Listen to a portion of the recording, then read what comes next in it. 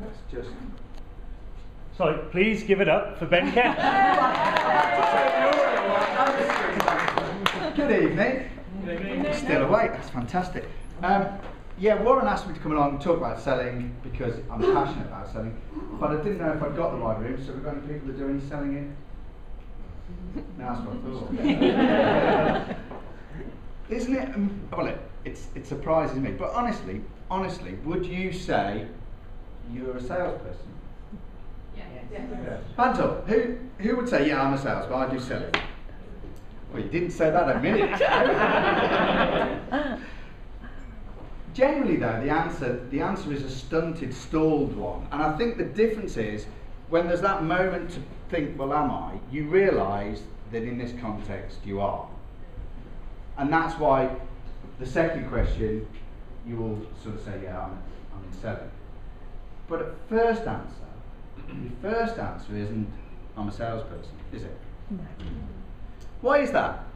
Why do you think it is that you don't naturally say, I'm a salesperson? What is it about the label of selling where you think, I don't do that? Because in England, particularly in Britain, I mean, America, I think it's quite well respected to be a salesperson. But I mean, you can ask my mum, would you like to be a salesperson? She's gone the other way. Yeah, second-hand cars. Yeah. Tom Glazer. yeah, isn't it? It's the stereotype of the label that puts. I certainly grew up in a home where my father labelled rep. You know, you can almost Cortina and rep. And that is throughout the UK. It's the attitude, as you say, in America particularly, it's viewed as a profession. Okay, so what I want to talk today is a little bit about selling. I'll try and put it into your context because I want to make it relevant. And obviously, I know that, as Warren's just said, we've got slightly less time. So what would you say is selling? Give us a definition. What would you say is a definition for selling? Getting somebody to buy you stuff.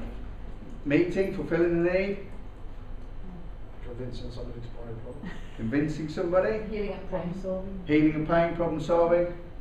Playing with the lights in here. Yes, you're going to start dancing when the music comes up. A transaction. All of those, there's no right or wrong, but very quickly let me share a definition with you which I hope will help. Selling, excuse my back, is the transfer of emotion. Selling is the transfer of emotion. That is all it is. So in simple terms, if you feel strongly about something, maybe it's a political view, a religious view, a health view, a discipline view with standards in the home, if you feel strongly about something, when you talk about it, what happens? That energy, that passion, that resolve, that commitment, that comes out. Are you selling? Yes. Absolutely, Yeah. you're selling. You labelled it that. We're told never talk about two things. No? Politics and sex. Politics, I don't want to put sex. That's what I'm told. That's just in it. My mum told me. We're told not to talk about generally Politics and religion. religion and politics. Why? Because they're two subjects where there's a whole heap of emotion attached. The greatest salespeople in the world, they're either wanting votes or they're in a pulpit. And yet we've got this sort of label about selling which puts us off. So I believe if selling is done correctly, I know if you do it correctly, it's definitely a positive label. And in fact, if you've got emotion about what you're offering, and that comes from a pure centre, it isn't a job, it is your life. And you would commit to that passion because you know it's best for the other person. So selling is no more or no less than the transfer of emotion. I want you to feel the way I feel about it. And that's really so core, it's supreme. Because it means you should never, ever, ever do for a living what isn't in your heart. If you've got a job, quit. But if it's in you, if you love it, if you do it that money, if you know you help people, do it. Because then you're not selling, you're just helping. And so as a framework for everything in your life, I know one of the things I was at pains to sort of point out when I updated and rewrote the Selling for Dummies, was that selling is a life skill. Selling is a life skill. Talk about networking a lot today, because that's what we're doing. But networking is selling yourself. Writing profiles on sites is selling yourself. Convincing your other half or your significant other to go to a certain holiday destination that you've chosen.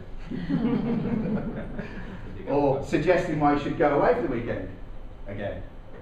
All of those areas of life are selling. Children are the masters of it. We haven't got time to talk about that today. But children are brilliant at selling. And if you ever need a lesson, go and spend a day in the kindergarten or a nursery school or whatever label you want to put on it and say, you know, no to the kids and watch the answers they can make. Because they're masters at it. Okay, so how are sales made? Essentially, your objective is to transfer that feeling, and your only way you're ever going to get a sale is not by convincing arguments. I could give you another sentence, but I won't write. I'll let you write if you wish. Here's a really, really great way to position your sales process in your mind. A sale is made with emotion, but it is justified with logic.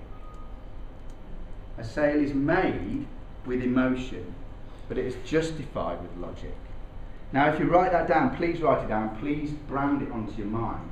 Don't twist it the other way around and say a sale is made with logical arguments. And if we don't get a chance to look at it today, I want you to go and look at your sales process, your sales presentations, your selling speak. Because I know from experience, nearly all of the time, it becomes a logical sequence of arguments that goes from A to B, and surely, for goodness sake, they should buy. So that sentence again, a sale is made with emotion and justified with logic. It's not made with logic. But we know you don't call yourself a salesperson because you've attached a negative label to an experience you've seen or you've felt.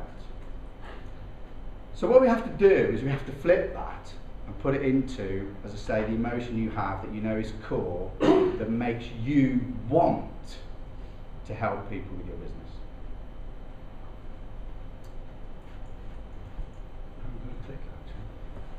So to help you with that, how do you buy?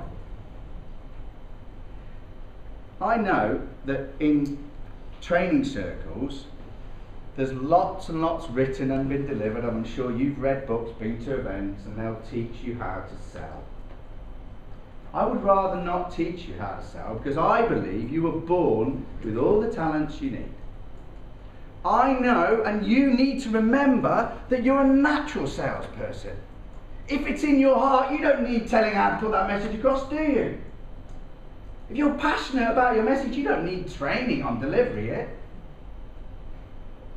So, I don't need to teach you how to sell, but what I think is useful is to look at how you buy. So how do you buy? Think about it for a moment.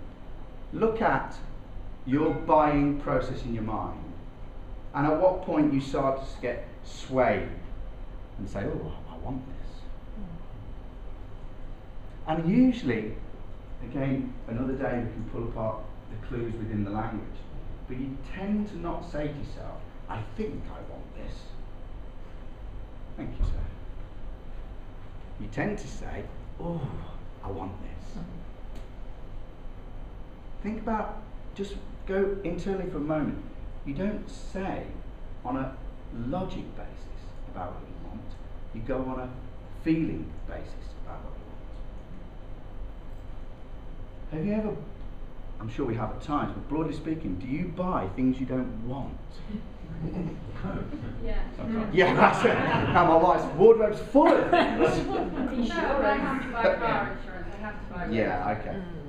Okay, so let's pull that apart. Drive without insurance. Let's say the law changes, but you're aware of the risk. What would you do? Drive without insurance. I don't believe you would. You drive because you can see the risk and the emotion and the fear attached to the risk. Would say, I know I haven't got it, but I'll have it anyway. But let's put that into an everyday business language. Have you got IT support when you're reliant upon your IT systems? Anybody selling IT support? Looks like there's a buoyant marketplace. You see, if you rely on something, do you want to run the risk of it breaking down and screwing up your day, your week, or even longer? You haven't got to have it, but you view it as an insurance policy, so you buy it. Why? Because the emotion, the feeling of, oh my God, I can't work, that anger, that fear, that trepidation, that lost money, all those hassles, that stress factor, you do not do it because of the feeling attached to the downside. So you buy something you don't want, but you do want it because it's been positioned against the emotion. So I think what's really, really important is that from today onwards, whether it's your business or your home life or whatever, you reposition the selling as not a negative, but actually part of life. But understand that selling is only feelings transferred, and if you haven't got those feelings, don't do it. But if you've got those feelings and it's centered on helping people, you will win all day long. But understand that you buy because of how you feel, not because it makes sense. So I ask you, have you ever bought something you don't want? Broadly speaking, the answer is no. So if you want to sell and you know people don't buy when they don't want, then it's emotion centered. You have to look at how you get emotions across in your selling process. If we study human psychology, we know there are some traits that we all have, and so we can get into some considerable depth in some of this to make it really, really powerful. And without being devious, on an almost subconscious basis, you can learn triggers, and I'm going to show you some things that will work for you. But if you understand the seed, you can still do an awful lot by just talking to the feelings and the risks and the pain. And that's why I put there suspicion, fear, risk. Because they are strong, strong emotions. It was pointed out earlier, I think, negative emotions are stronger than happy ones. I know Sarah was talking about a blog title. If you put the word warning, we're conditioned to avoid risk. There's so much on this that can transform your sales, I promise you, but subtle things that we're wired to look out for. We don't like risk. So headlines in your sales copy, if you're writing blog posts, warning, beware, attention, stop.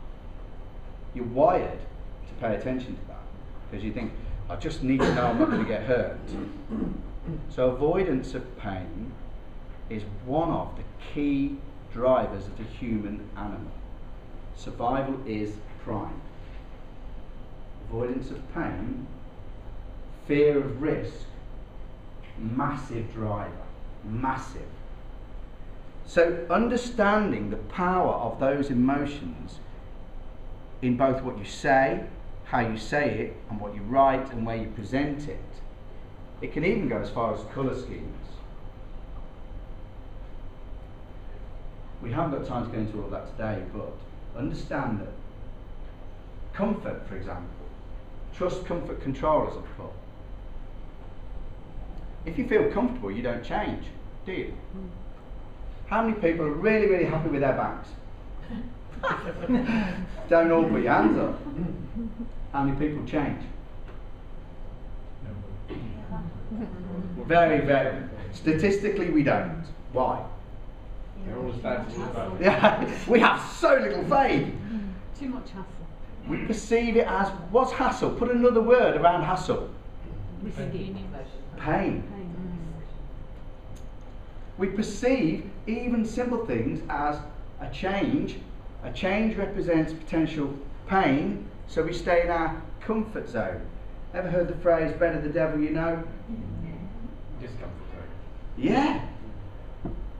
But you see, in business relationships, in human relationships, in every situation of your life, there is a process going on where you decide to act or don't act based on how you feel. You will put up with scenarios, personal or professional, because you'll weigh up what if. You will decide to act or not act based on your feelings. And that's every single one of us. Because the human being is an animal that responds to emotional triggers. I don't want to labour it anymore, but I want you to take the point today. When you're looking at your sales arguments tonight onwards, if you're trying to get your children to clean the room, whatever that situation that we might now label selling, the trigger for response is how they feel. And there are some prime drivers. Avoidance of pain tends to be our strongest. So fear and risk are commonly used in the insurance type scenario we mentioned. But being aware that somebody is comfortable and they feel they're in control, if you ask them to move, even from one service provider to another, it's perceived as hassle, pain. They'd rather avoid the risk. What if it goes wrong? What if they're not as good? What if they're all just as bad? Well, you know, it all sounds good on the surface, but I don't trust them. And so people stay with bad business, supply chain relationships, all sorts. Understanding it though means you can then use that to your advantage to help your business grow, which is what we're all about. So hopefully this will work. Yeah. I can handle technology. When it comes to selling, I want you to look at how you buy. Now look at you in a buying process. You've just been clear on the fact that you buy based on how you feel. So how fast can you go? How quickly do you get to the point of feeling, yeah, I can do this? Well, we'll all have our own speeds. There isn't a speed, although we can statistically measure it, like quote you some surveys. But how fast can you go to get to the point where you feel like you could move? Because that is your selling process. Now the danger possibly is in today's world we've got instant mentality, haven't we? Instant coffee started the process, but in technology terms, instant messenger, instant email, instant. Well, we think we put up a website, we make instant sales.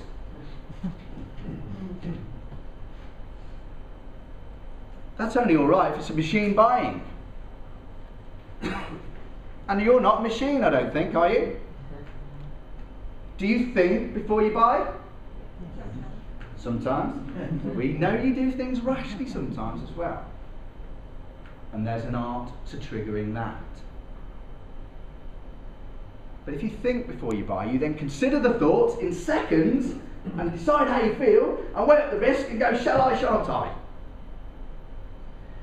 It all happens like that, and it happens so many times in your life, and you've got such a big store of memory up here that you can almost come to instant decisions. But if we were to slow that down and break it apart, you'd see the path. And so if I slow it down and break it and show you the path, you'll understand it more, to be deliberate about the other way around. So how do you buy? How fast can you go? You can only go at the speed that probably you're used to. Some of us are more, shall we say, risk-oriented. Gamblers. What the heck, we win some but we lose some, but we'll always go for it. Others are more risk averse and they'll be much slower and much more measured in the way they act. we can look at different sales process to suit different characters. But for today, I want you to think how you buy and how many times you have to be touched and in what way and style, so that you get to the emotion of the buying process. And if you think for a moment, as I'm talking to you, think for that and think, well, last time I bought that, or last time I bought that, or when I'm buying I do this, and yeah, actually, because the clues to your selling and your business growth will be in how you process those thoughts and then make your process for selling mirror that. It isn't negative, it's just be human. Give me the opportunity to go at my pace, but be smart enough to know I've got different triggers, and be smart enough therefore to have a different set of weapons in your sales arsenal, so that when you see a different characteristic, you can go, oh, I know what happened here. And if we don't get a chance today, please call me, please email me, go onto the blog, whatever. Let me, if ever this is of interest to you, I've got so much I could share. Because if you want to be more successful in your business, there is a science to understanding the person, and that can be applied, and your sales process can be improved so you get a much better kill rate. Business isn't necessarily hard. We sometimes make it harder because we're just not that good. But we don't like to say we're not that good, and anyway we're doing the same as everyone else. So it's not us, it's the market. So, if we understand how fast we can go, and we're aware that technology can lead us into a negative or too fast a trap, what I would like you to talk about to yourself, or perhaps after tonight, after we've had a chat, funnel. What is your funnel to get those touches, to get the process speed right? Have you set your business up with the expectation of a funnel? Or have you set your business up with the expectation of, hello, right, you ready yet? Now I know it's been brought out many times today, I'm sure, but networking, we know that networking isn't about hunting and selling, but we know that's the main reason we go there. It's just that we've got to go through all these little steps. And we're not going to say we go there to get business.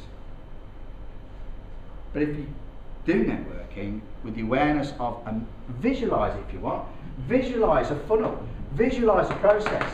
And if maybe it's 7 steps or 5 steps or 3, if you're a real adventurous gambler sort of person, or if it's a need, I've got to have it today to fix it. So you have to look also at the urgency of the situation when you're doing your selling.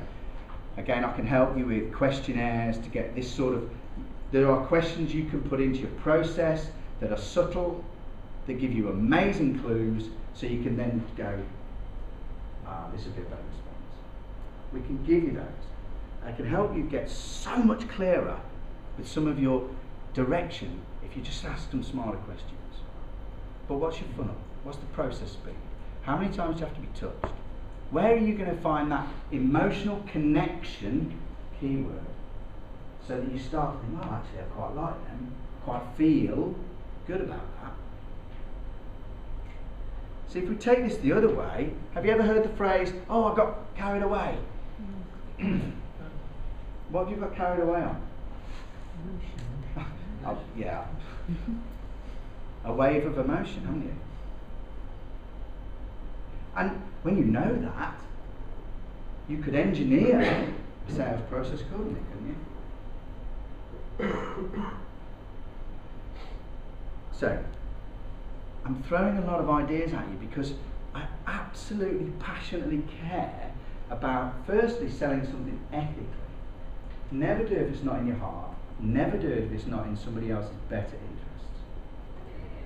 But if it is, you see, if you've got a drug that cures a fatal illness, how would you go about giving it to the person in your family that you love that's got the illness? I've got this drug, do you want it? No. Oh, then. What would you do? You'd be like, no, you've got to have this drug. No, you're going to die. Look, take it, come on. Well, I think you would. If someone said no, would you stop? No. If you were going to save their life, would you stop? If you cared about them, would you keep going? And if you keep going, why? Because of the emotion, the passion, the energy, the love, the feelings that come out. And when someone's persuasive and you can see it and it's congruent, what happens to you? You get swayed, don't you? Because energy transmutes. You're transferring feeling. And if you ever have to go on a sales visit and you feel flat, do something to get you up before you go or don't go.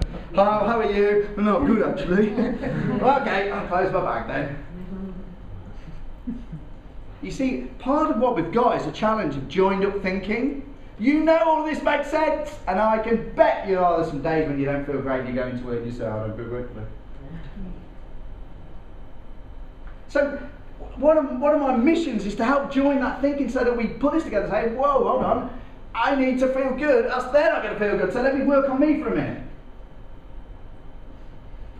But if we put this together and you create a sequence in your business of understanding, you know your funnel, you know there's this touch, then there's this, and you'll accept a bit more there, and you do a bit more there, then we build a process that works with the human psyche.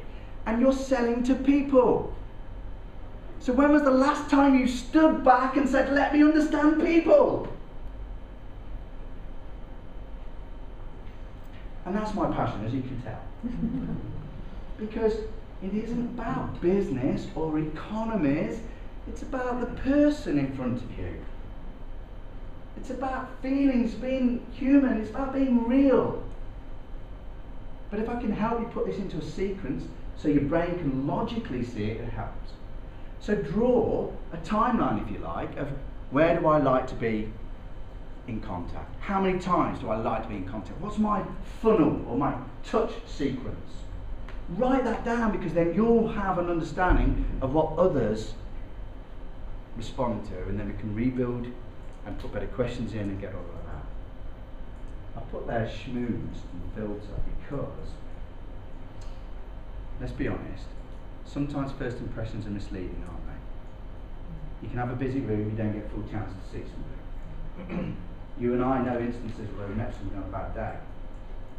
We didn't really get a true impression of that character, did we? So there must be an element of schmooze, there must be an element of give and take, and accept that we're human. We err. We don't always get it right. So spend time with a person, and that in itself will become your filter. And as you hone your questions and your senses, and you start to be the feeling animal instead of the intellect, the more you do the feeling, the natural bit, the more you'll sense. And the more you listen to your senses, the more accurate they become. And again, if we don't meet again or we don't get a chance to share some more thoughts, please, please, learn to listen to your inner voice.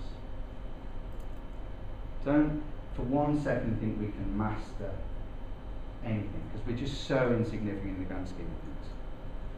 But if you listen to your inner voice and trust your instinct, you will always be right. And the more you listen, the stronger it becomes. You'll be right more and more.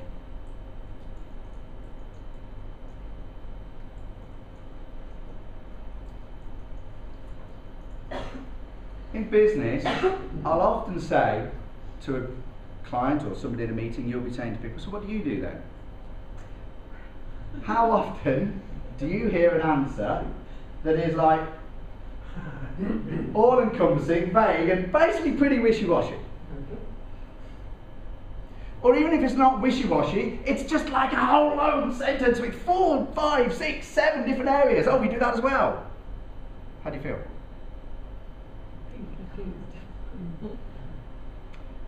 Do you know why? See, the science of this is very simple when you understand the brain. I'll use the analogy of health again, because I know it's something we're all conscious of. If you've got a potential, inverted commas, illness, that's constantly getting headaches. And you know, let's face it, who gets a little bit worried if we constantly have this ailment? All of us. We may not say that. We may not actually be bold enough to say, oh yeah, I'm worried about that. Because no, I'm not worried, there's nothing probably. There you are. And so you'll get this headache every day, and it won't go away. You take your tablets and it doesn't go away. You have plenty to drink and it doesn't go away. And in the end you're thinking, what if there's something wrong?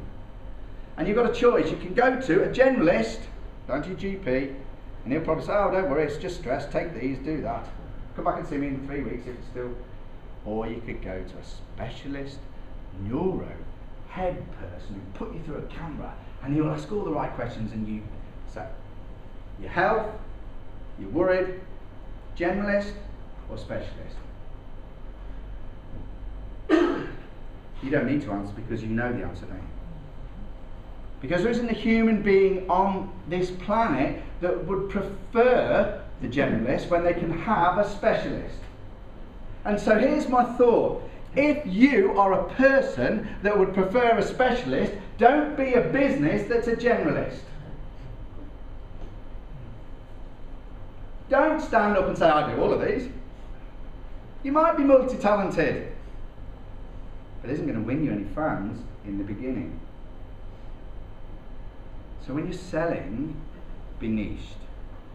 And I know it's cliched, and I know you've heard it, and I know if I ask you, you'll still have several different things you do.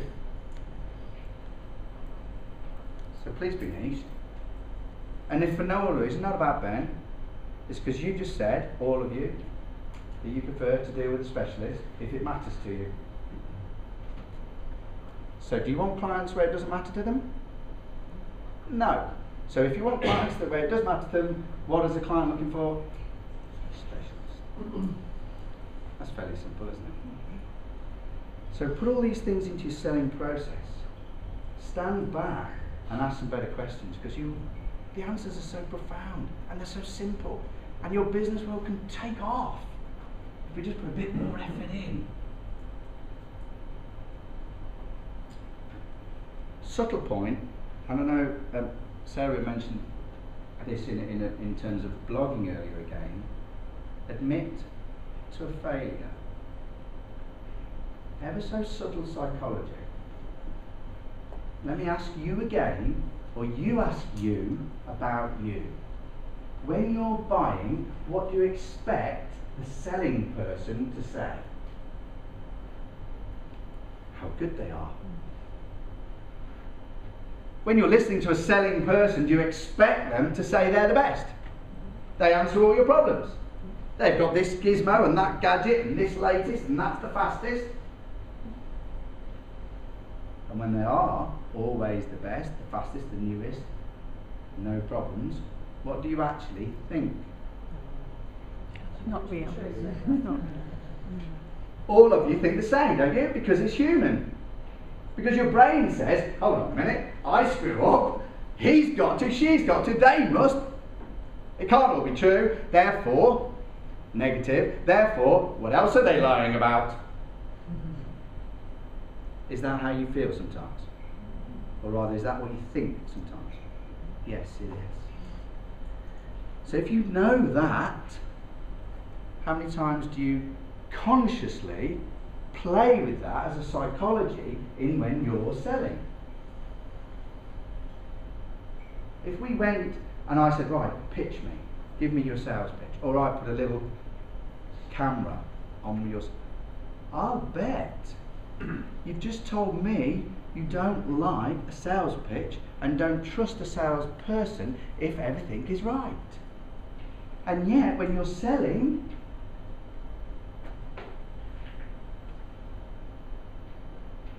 you see, it's not difficult if we just tweak it. My job is to help you understand you and then actually do the real smart thing, which is take what you've learned about you and put it into your business. And what you know and what you do are different. You go, oh yes, that's me, oh I don't like that, or I don't like that, and then you go, right, I'm at work now, I'll do it all differently. Does that make sense? Why do you do it?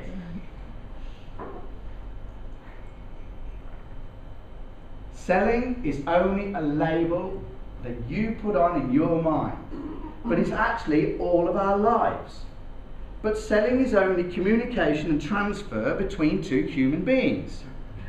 So if you want to be better in your business to grow, all you have to do is stand back and look at you.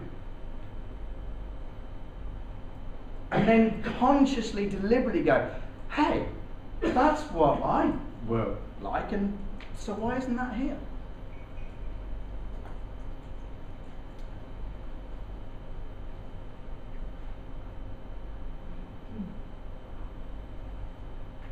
Talking their language is critical.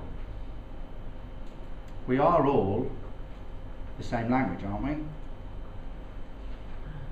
Do you and I speak the same language? No. You see, because your brain's now working in the context at which I've set it off, you're now going, no, we don't. But your first response would have been, yes, we do. And so if you say, yes, we speak the same language, do you ever get confusion? Do you ever get misunderstandings? Do you ever get poor communication that results in some slightly not great moments? I'm PC at the best. So you know the answers already, don't you? You just told me that we all speak slightly different languages. Now you haven't got to go and learn Spanish or French, but maybe you have to learn customer. It's a different language. Can you speak customer? Who can speak customer? Is it like Klingon? You talk to them about. I don't know about Klingons, Warren, but I do know that your language isn't necessarily your client's. And what I know, and you'll know if we sit together and go through any interaction with your clients, and you get you get it a lot in technical fields, finance or technology, but in all of our fields we have our own acronyms and language patterns. And we're so arrogant. You know, when they say something, we go, oh, you mean, and we translate. Aren't we arrogant most of the time? We tell them what they should use as words. Crazy. So what I would like to do is learn their language and speak it. And override this little voice that says, oh, that's not correct. Who to? And what's correct? Do you want to be known for all the correct dictionary terms? Or do you want business? Do you want people to like you or feel alienated because you just use the wrong language? Have you ever had a conversation with someone that's awfully correct and speaks breaking long sentences with massive words you don't really understand? They're usually in government. And do you feel connection or alienation? You see, you have the answers. You know that with some people you feel good, and with some people you just don't get them. You have the answers. So stand back and let's rewrite. Talk your client's language. Override your little voice that says, but that's not correct. It is for them. But you know, the remarkable thing is, everybody else in your field is also so damned arrogant, they won't change, and you'll be the one that stands out. And again, it's a simple little tweak, but business does not have to be so hard. We just need to be a bit better. And I know you can do it. You can be so much better at selling.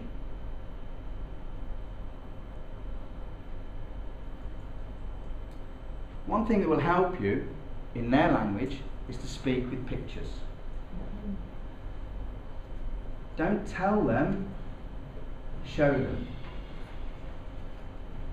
For all of us, our strongest sensory input is visual.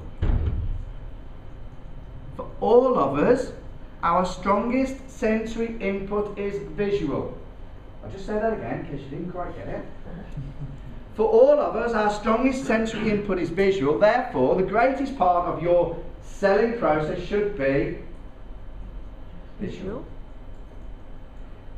Now that might mean a physical image, or it might mean that you become an image. If you go networking, you can use props. I know you've heard that, but do you do it? When you're actually presenting, you can use physical presenters, but then you might run the risk of losing connections. You've got to be very skillful at that. Death by PowerPoint we've all experienced.